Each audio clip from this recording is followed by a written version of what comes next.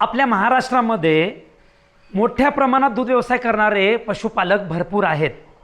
पण फक्त दूध तयार करणं, दूध डेअरीला घालणं इथपर्यंतच ते मर्यादित आहेत. त्याचा जो रेव्हेन्यू आहे किंवा त्याचं जे अर्थकारण आहे हे फक्त डेअरी आणि दूध व्यवसाय एवढ्यापुरतंच मर्यादित आहे. तिथून त्याचा पुढची स्टेप त्यानं अजिबात अजून या ठिकाणी घेतलेली नाही.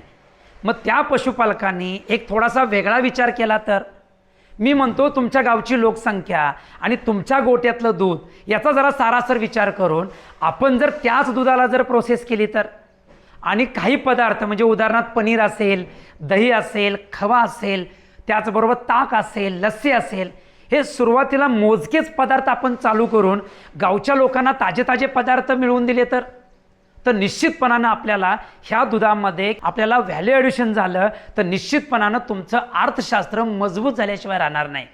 मग यासाठी आम्ही तुम्हाला पुढं काय करायचं आणि कशा पद्धतीनं हा व्यवसाय चालू ठेवायचा यासाठी प्लॅनिंग देणार आहोत. तर येणाऱ्या 15 जुलै रोजी सायंकाळी 8 ते 10 या वेळेमध्ये आम्ही तुमच्यासाठी लाईव्ह प्रशिक्षण घेऊन येणार आहोत. तुम्हाला जर तो जॉईन करायचा असेल स्क्रीनवर दिलेल्या व्हॉट्सअप नंबरला तुम्ही मेसेज करायचा आहे आणि आलेल्या लिंकला तुम्ही तिथं रजिस्ट्रेशन करायचं आहे आणि हे प्रशिक्षण आणि हा पुढचा प्लॅन तुम्ही जॉईन करायचा आहे.